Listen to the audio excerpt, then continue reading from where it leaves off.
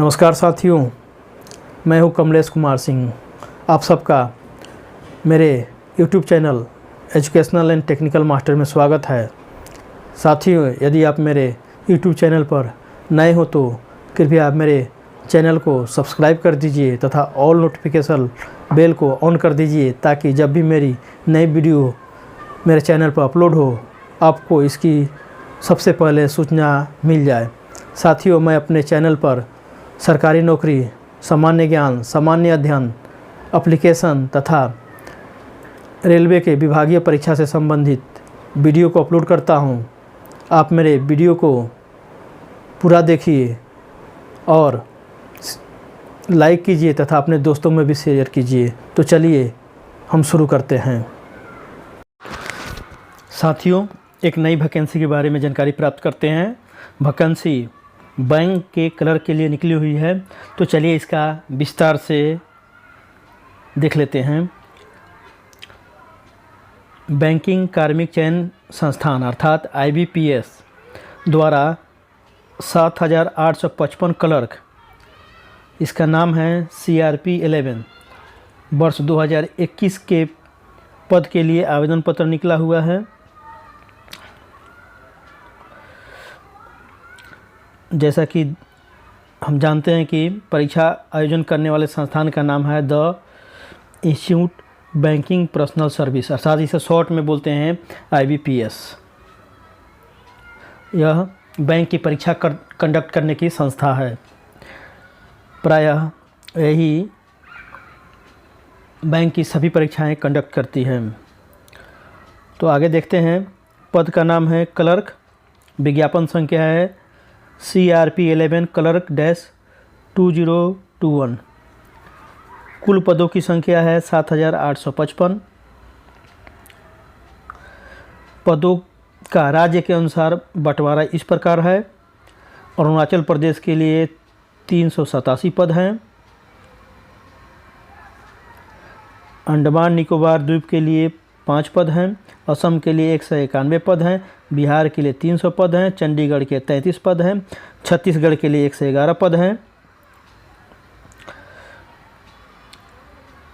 दादर नगर हवेली और दमन एवं दीव के लिए 3 पद हैं। दिल्ली के लिए 318 पद हैं। गोवा के लिए 59 पद हैं। गुजरात के लिए 395 पद हैं। हरियाणा के लिए 133 पद हैं। हिमाचल प्रदेश के लिए 113 पद है। जम्मू एंड कश्मीर के लिए 26 पद है। झारखंड के लिए 111 पद है। कर्नाटक के लिए 454 पद है। केरल के लिए 194 पद है। लद्दाख के लिए कोई पद नहीं है, 0 है। लक्षद्वीप के लिए 5 पद है। मध्य प्रदेश के लिए 324 पद है। मणिपुर के लिए 6 पद है। महाराष्ट्र के लिए 882 पद है।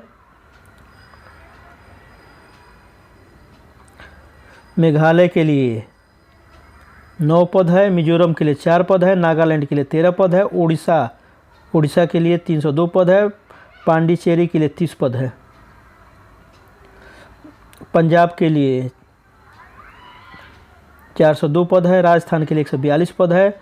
तमिलनाडु के लिए 842 पद है। तेलंगाना के लिए 333 पद है। त्रिपुरा के लिए 8 पद है। उत्तर प्रदेश के लिए सबसे ज़्यादा पद है, 1039 पद है, 1039। उत्तराखंड के लिए 58 पद है। पश्चिम बंगाल के लिए 516 पद है। इस प्रकार कुल पदों की संख्या 7,855 है। यह पहले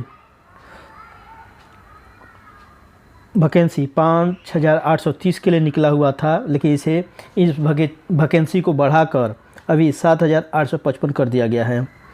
वेतनमान देख लेते हैं।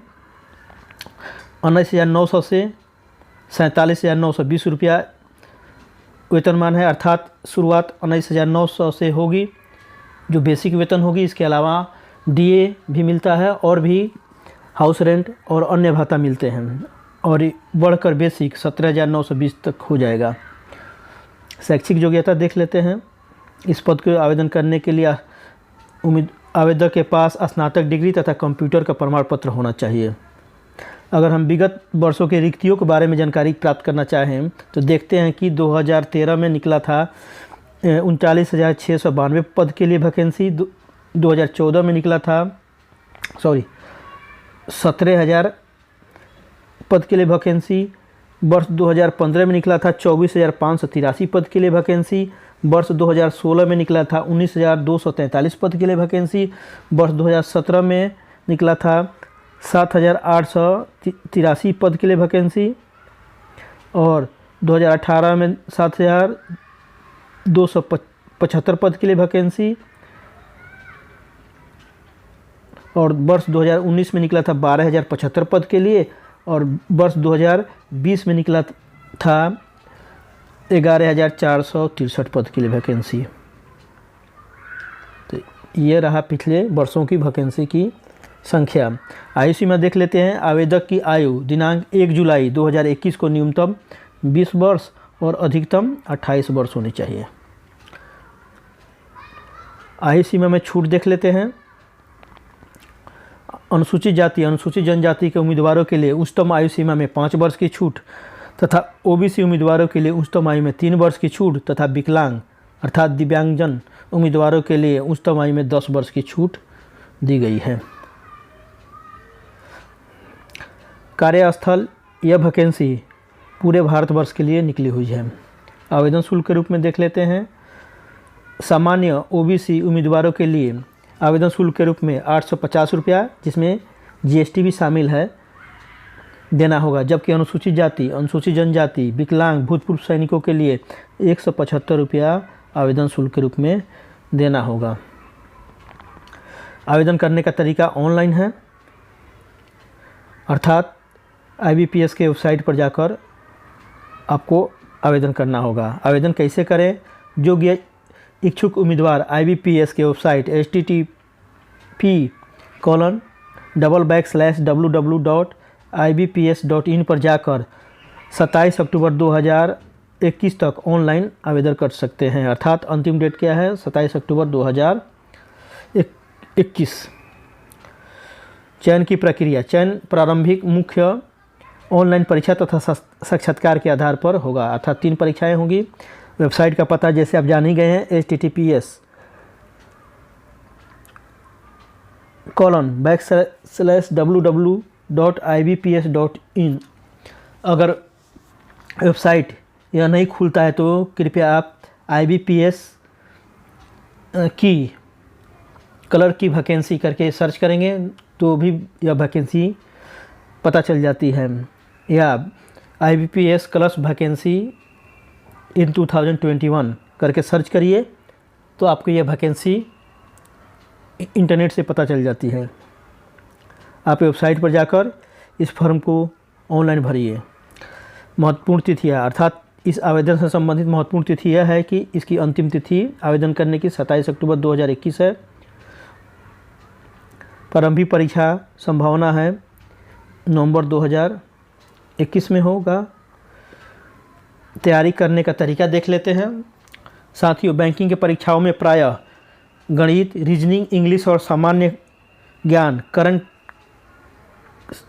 करंट अफेयर्स अर्थात सामान्य सचेतता से संबंधित प्रश्न पूछे जाते हैं। हम आगे एक एक करके देख लेते हैं कि कौन कौन से टॉपिक से प्रश्न पूछे जाते हैं।